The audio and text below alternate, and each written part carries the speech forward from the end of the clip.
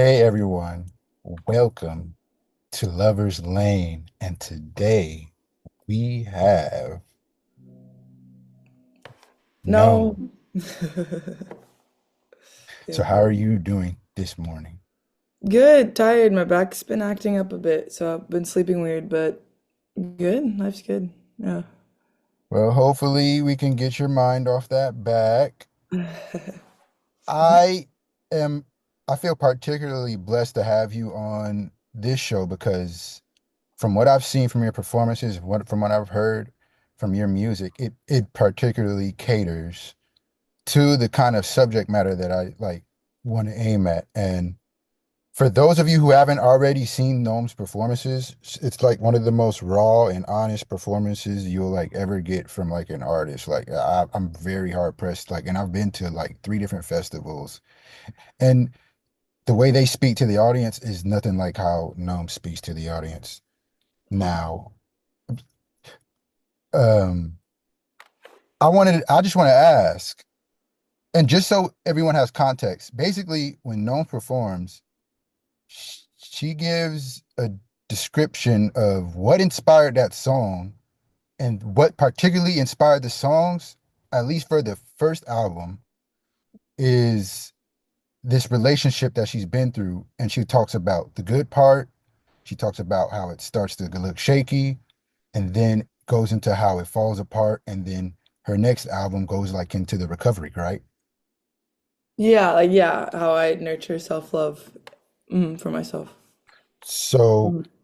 how nervous were you when you first told your story on stage? Wow. Yeah, it's a great question. Um, I don't, it was so gradual, honestly. I think I get nervous performing a new song. So every time I perform a new song, I get nervous because I'm like, I just don't know how the crowd's gonna receive it. Um, but I think, yeah, I think in the beginning I think I was mostly nervous because I started songwriting because of this project, because of the first project. Um, and so I think it was kind of like not only was I sharing my story for the first time in this way, but I was also performing as this songwriter for the first time. And so I think there was just a lot of nerves around like I was mostly focused on like playing the guitar right, like making sure the voice sounds good and just wanting the performance to be good. But I think in a lot of ways I was never too nervous sharing the story. I think before I was a songwriter, I was an activist, so I did a lot of like public speaking, a lot of I did a lot of leadership development for younger people. So I was very much like talking and sharing my story, and so I was kind of used to being vulnerable in front of a group of people. So that part was just, I think was probably the easiest part of it all. Yeah. Yeah, wow. So when you say gradual, so you were giving out, you didn't start out with the full story, basically, is what you're saying when you say gradual. Yeah, I think I started in Chicago. When I was living in Chicago I lived in Chicago for a year, and I was like, oh, let me try to write some songs, and I I had which song came first? I don't even know which one came first, but I think I started writing some songs, and then I was like, oh my God, I want to release an EP. And I think for me, my heart is in storytelling. I love storytelling so much. I've always loved it. Like I'm someone that gets bored very easily, which can be hard in some circumstances, but also can be good because I have a really good gauge of what's entertaining. Because like I'm like, oh, if I'm not bored watching this, then it's like it's gonna be entertaining, you know? Um, which I like that. I want things to be interesting to me. And so yeah, so I think I decided I was like I want to make an EP of some kind. Like I want to tell a story of some kind. And I think as I was writing these songs, it kind of came to me like, oh, like I need to process this. Like this is the thing that I want to tell the story around. And so I think the songs came first because I think for me, songwriting is something that actually brings to the surface issues I'm going through. Like as I'm writing lyrics, I'm like, oh, I'm saying these things, but I'm realizing that there's something going on inside of me that's making me want to say these things. And so I wrote the songs. It kind of helped me see what the problem was, and then Unlovable actually came, I wrote that one, which is my favorite of my first project. I wrote that one because I was intentionally being like, I know I have felt unlovable in these relationships that I have written songs about, you know? What's a song that really encapsulates that feeling? And I was sitting down being like, I want to write about this feeling. So yeah, so it was a very gradual, very kind of like very a couple like it probably took me like 6 months to really, I think, come to have the whole story come together. Yeah. I want to go back to you saying that you writing out made it, you like kind of almost had like an epiphany, sort of. I could say Yeah. that. I just want to just double down on that because a lot of the times, and this is just for my like people watching, like when you write stuff out that you think is like obvious, it hits a lot different when it's in the physical realm. It's just something about it. Like, right? Isn't that like it just gives you a different insight and it just like it's almost like it's a form of it's a form of like breathing almost, right? Yeah. Yeah, I So, agree. Like, yeah. Mhm. no, I'm sorry, go ahead. Wait, you're talking about how I write in the first person like that? Yeah.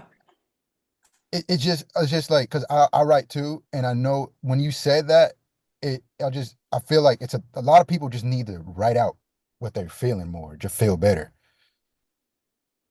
Yeah, I And agree. that perfectly rolls into my next question I asked. What insights have you gained like from your audience? Because I know after you've been performing, there have been people that have came up to you and been like, wow, I was just they they talk to you about whatever they're going through, or they talk about how like, or they're like just telling you what you got to do, and like because they could kind of understand what you're going through. Like, what kind of insights have you gotten from your audience? Yeah. Man, that's definitely been like the best part of all of this. Like, yeah, it always makes me so happy, and I feel honored like when someone comes up after the show and is like, you have helped me process this thing, or like you've helped me realize that I need to go on this journey.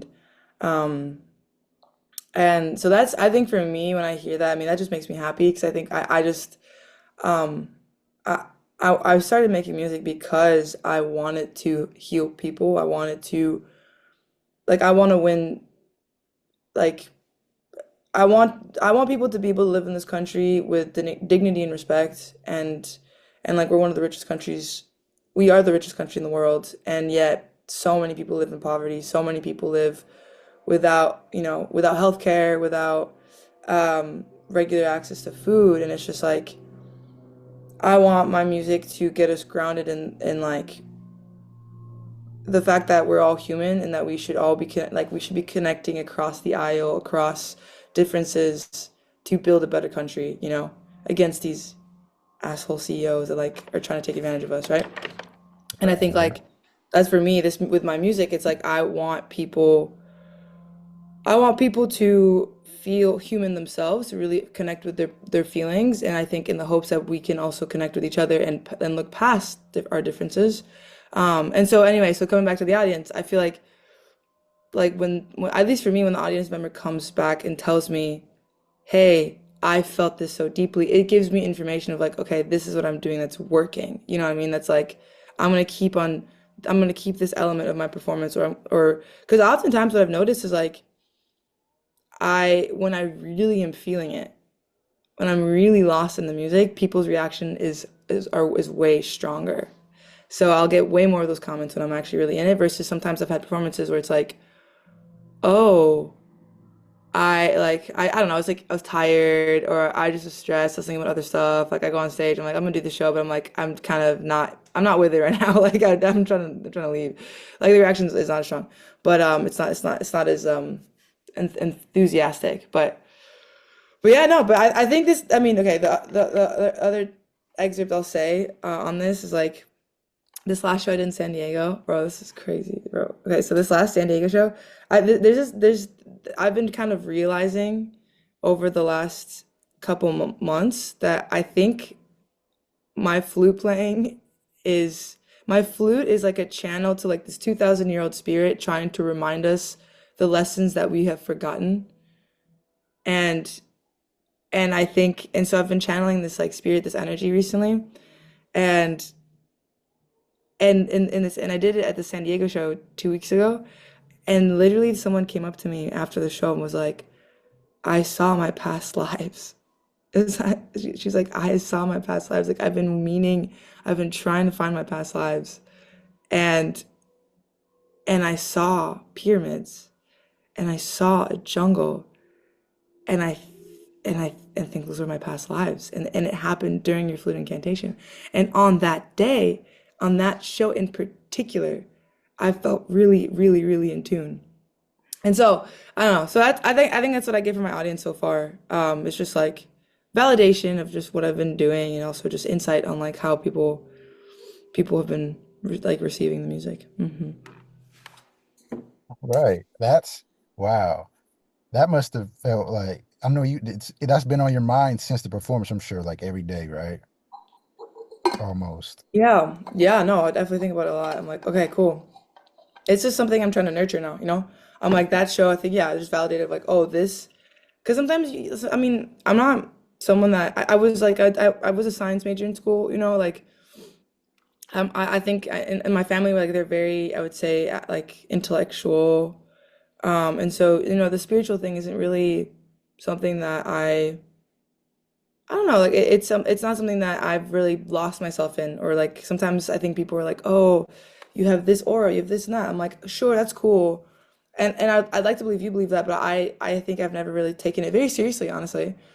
And but this time it's weird. It's like I can't explain it. I'm like I feel like I'm channeling this spirit. There's a spirit that I'm channeling, and it comes through when I play flute because when I play flute, I don't know what I'm doing exactly. Like I have a certain idea of what I'm doing, but it's like there's something that just happens in a way that I don't understand, and that and it works, and like it's I can speak to people through the flute in ways that I can't do in any other like way. So I'm like, okay, and I don't know. So it's just it's weird, and it's something that I'm exploring. Yeah. Mm. Wow. So you've spoken on your hurt, you've spoken on your healing. Do you feel like you're ready to have like someone else with you on this journey of life and your mission and your quest, or are you still just in self, like just you just like concerned with self now? Yeah. What do you want to say more? What do you mean by that? Do you feel like you're like fully healed and like ready for a partner now, kind of deal? Yeah. Oh, yeah, yeah, yeah. Definitely. No, for sure. I've healed so much. Yeah, it's crazy. Actually, uh, no, definitely. I this is something I have realized recently. It's actually made songwriting a bit different for me. Like my songs that I'm writing are a lot happier or like more like just have a very different energy to them. Because I think, yeah, I think past two projects, I genuinely healed, genuinely, and every time I perform it, it has genuinely healed me, and which I think has allowed this bigger voice, this bigger spirit to come through. Because I think I was just so caught up on myself and my shit, you know, and everything, and yeah, for sure, and I think, I mean, dating wise, like. I I think I'm not like actively pursuing, but I'm definitely actively open to it now. And I think in ways that I wasn't before. I think before I was like very closed off, like very not wanting any, like not letting anyone in really. So yeah, definitely. Definitely. All right. I'm hoping that is very inspiring and something for people to look forward to, that healing is possible and but it's also not just something that happens, you have to initiate it. Mm-hmm. And you have initiated that in a very large and public open way.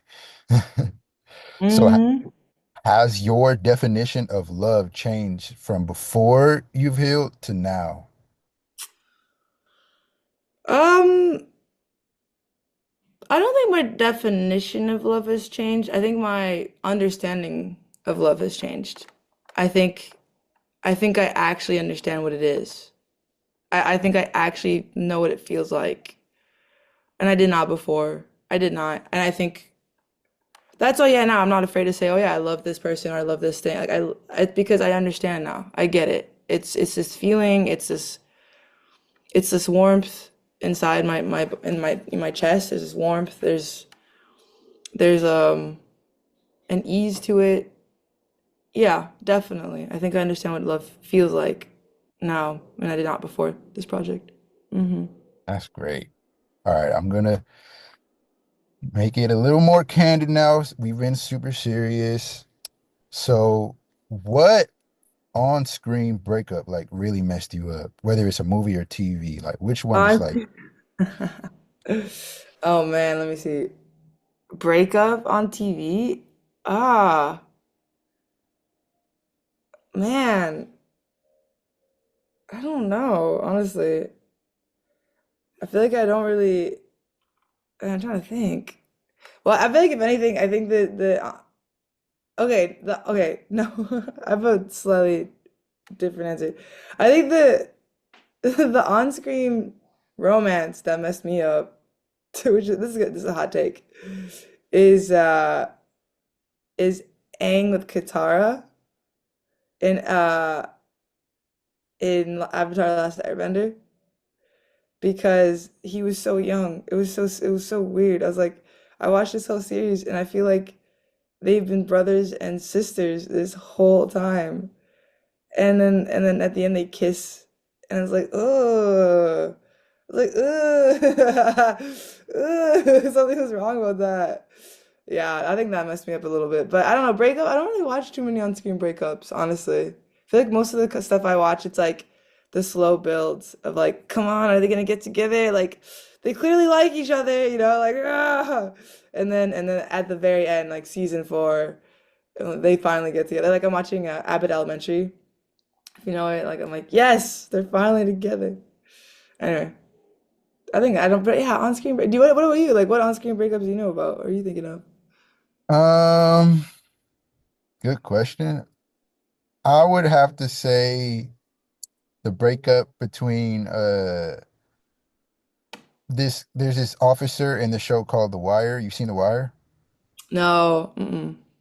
His name was I can't think of his name right now, but he was an officer and his wife was a politician, and I guess like he couldn't stand, like he had to do a lot of like he had to move very politically because his wife was a politician, and they stayed together, but they ended up just like emotionally separating, and he ended up like cheating on her with like this DA.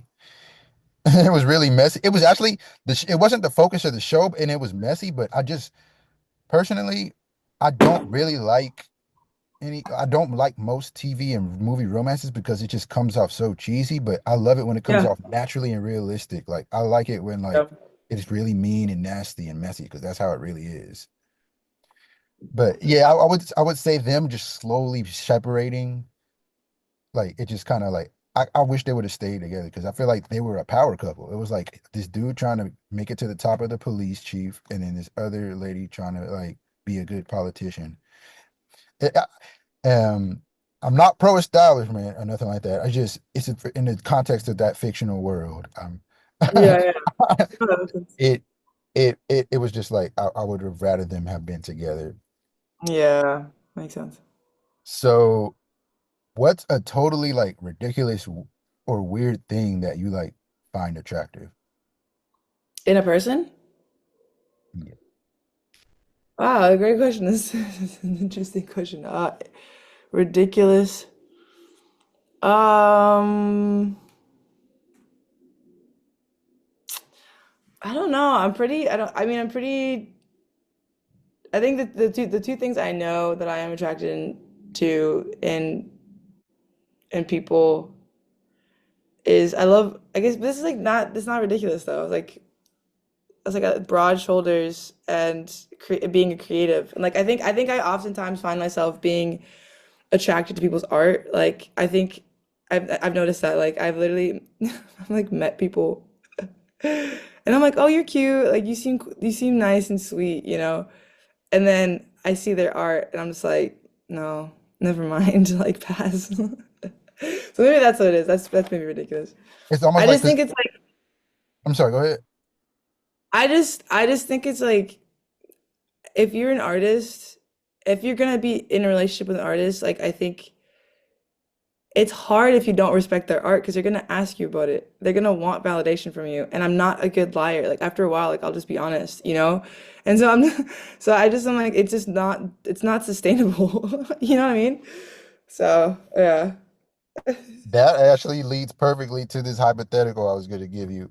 So, would you rather be in a relationship with someone who loves your favorite hobby but is bad at it, or someone who's amazing at their hobby but they don't really care about it? Like they just treat it like it's just whatever.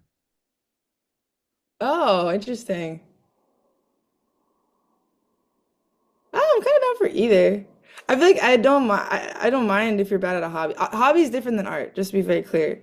Hobby for me is different than art. So I think I don't know. I think either's fine. Like I think it'd be kind of cool to connect with someone. I think it's cool as long as they don't get jealous. I think that's the thing. I get irritated because sometimes I feel like, especially men, they get jealous because like women are or better at them on something, and I'm just like, that's hikey fucking annoying. And I'm just like, I just think it's annoying because it's like when it's the other way around. Like if a man's better than a woman on something, like women don't care. Like they like that. They're like, oh, that's cool. But I've definitely found myself in situations where it's like I have to be conscious. I have to be very aware of like how I'm portraying my skills so that because guys will like feel, insecure basically about themselves. And I'm just like, bro, like just chill. Like you have your thing, you do your thing. Let me do my thing. That's all. Let's just be happy about it. So I don't know. So I think either of those is fine.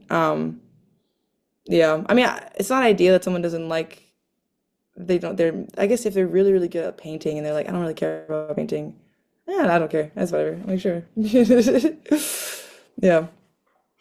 Yeah, I on you just speaking on like just how men are, it just I realized like that I do enjoy like it sounds like corny or whatever, but like I'd rather like chill out with like a group of women than a group of men because like that competition thing, I'm just that ain't really in me. I was raised by Yeah. women mostly, so I'm used to that environment of just where no one's trying to win or lose here. We just chilling. Like Yeah.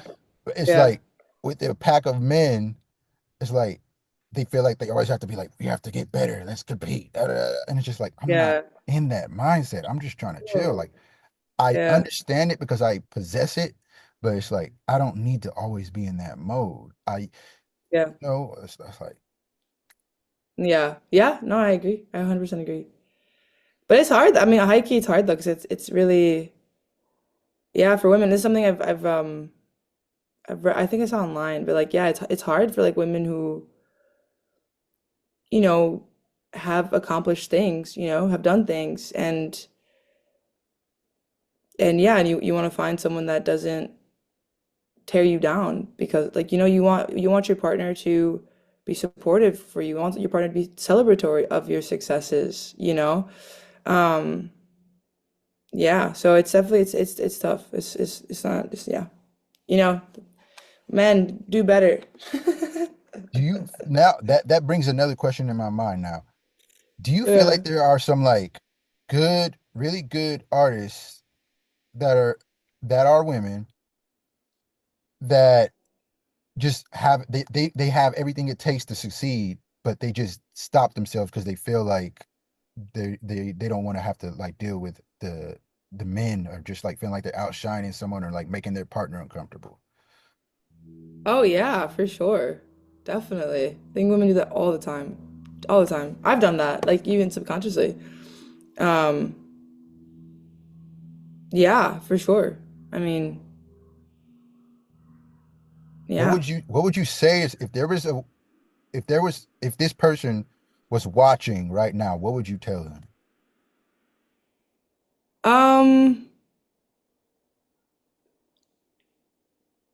I think like, mm, I don't know. I mean, I think for me, what came to my mind is that like there's so much joy in being good at what you do, and like you only have one life. You know what I mean? And I would be like I would ask them like what brings you joy? You know what I mean? Like what actually really makes you happy?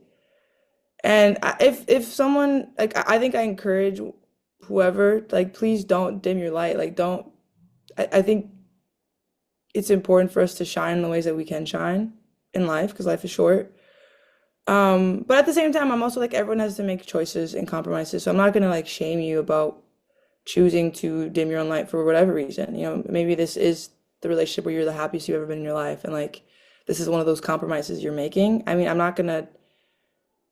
I don't. Yeah, I don't know. I think it's hard to be a woman already. I don't want to add judgment to that, right? But I think like don't be afraid to stand up for yourself and like ask for what you need, you know? So like if you need to be able to shine, if you need to be able to be that badass in whatever the thing that is, that's what you need to be happy and that would make you feel good about yourself, then ask for it and don't be afraid to take that stand. And if this person loves you and like is really cares for you, then they'll like you can have both, you know what I mean?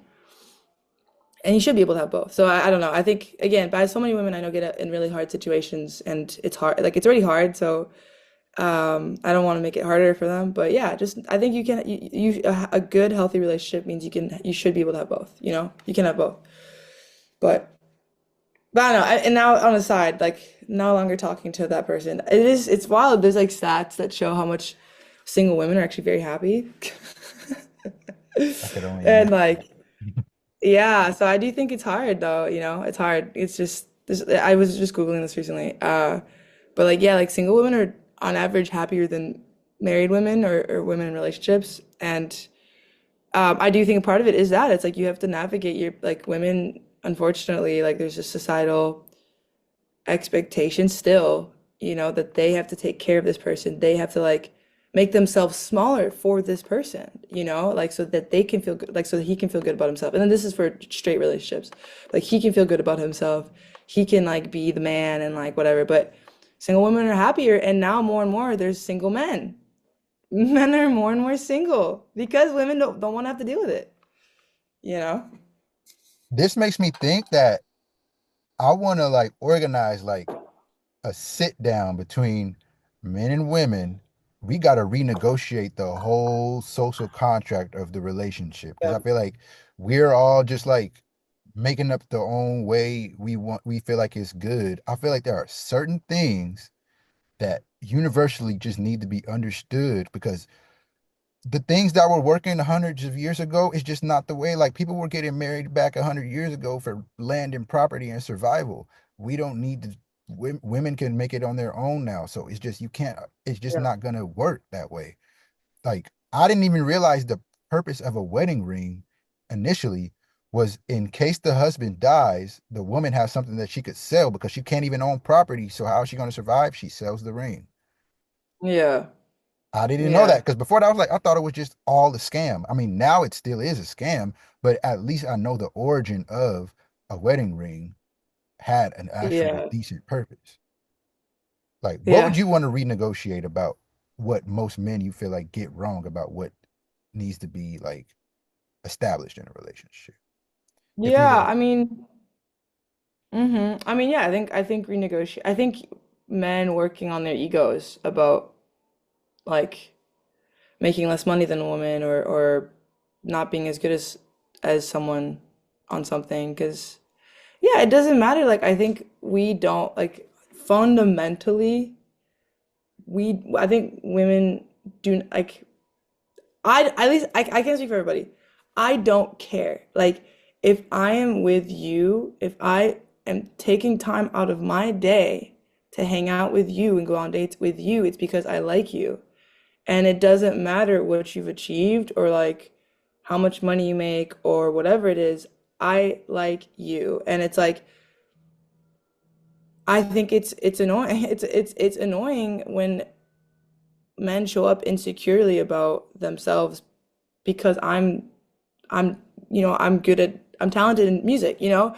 Because then it's like now because you feel insecure and it's like that's not my fault. That's your fault. And now in some ways you're putting the burden of like, because I don't like you feeling bad about shit, but it's also like it kind of forces me into this role of like having to be like, no, it's okay. Like, are you okay? And da da da da da. And it's like I'm being forced into this conundrum of like, okay, do I dim my light so that you can feel better, or do I like allow you to feel bad? Because I feel bad that you feel bad. You know what I mean? Because I'm a human being and I have empathy. Like, I don't want you to feel bad.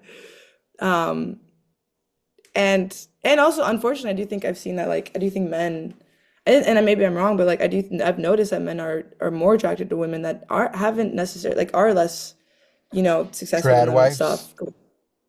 Yeah, like literally. So it's just like I don't know. I think for me right now, that's the one that feels the most live. Just like guys, just work on yourselves, work on your ego. Just know that like you are okay. It's okay that you're not as good as a woman on something. And it's okay for a Like woman to that's boss you basic. up. It's okay for a woman to Yeah, upgrade you. Like yeah, it's funny because these same dudes that'll be like wanting to dim like a girl's light will run to their mom, will run to whoever their grandma, or to run to their sisters. Like, why is it so hard for you to see another woman that isn't that you're like actually trying to live with and build with as someone that you could run to for like guidance and support? Why? yeah, It's like where I don't understand yeah. where the disconnect is. I think it just has to do with Hmm. media and just I hate to say it, but just the culture of toxic masculinity. Yeah, yeah, yeah. I agree. I agree. So yeah, I think that's the main thing. But I mean, outside of that, I've dated good dudes. So I think like luckily I've dated some good guys that like are sweet and caring and um yeah and considerate. So I think that's been the one thing. Yeah. Yes, I'm not gonna sit here and act like I'm perfect because I feel like I'm like Hitch, where like you ever seen that movie Hitch? I love Hitch. It's a good movie. Yeah. I feel like I'm like him, where I could easily just talk to people about what's going on with them, but when it comes to figuring out my own stuff, it's just like Yeah. Yeah, it's hard. like because it's just much more difficult looking at self. You can't even look at self without a mirror. You know, Mm. just on a very plain, like, what's the word? It's just Yeah. on a very plain way to state it. It's just like to look at self is a whole different job than to just look at what everyone else is doing and like telling them what's good for them or what you think is wrong. Yeah. Yeah. It's Yeah. uh, No. um I I'm thank you so much for coming on here. Is there anything else that I you feel like we should speak on or anything I've like you feel like I should have brought up or anything, or is there anything you want to promote? Yeah, no, definitely want to promote some stuff. Just mainly that Pandora's Box, my EP is out everywhere. It came out no, October 31st on Halloween. And yeah, it's out. It talks about my journey on finding self-love, and it's honestly like the first project I feel genuinely very proud of. And yeah, it's a good project. So check that out, and also follow me on the gram, and I'm definitely cooking up a lot. I'm gonna start up a YouTube channel. So I'm like I've had a YouTube channel, but I'm gonna be doing YouTube content on there now. So a lot of fun music inspired videos are gonna get dropped. Like one I'm gonna drop is actually around dating. But it's gonna yeah I'm dropping a video about a music it's music and dating. You'll see. I don't want to spoil it. So, but it's gonna be on YouTube. And yeah, so just follow me on YouTube. I mean, subscribe to me on YouTube, and then listen to Pandora's Box. All right, everyone. That has been a very great, insightful, and productive interview. And I want to again thank you, Gnomes, for giving me your time and energy. Thank you for having me. This was fun. I'm always down to kiki around dating and because I'm very in it. So it's live. Yeah. Yeah. Well, Okay. that has been today's episode of Lover's Lane, everyone. You have a blessed existence and tune back in. I'm gonna try to bring more people in, and it's only gonna grow from here. Amazing. Thank you. Bye.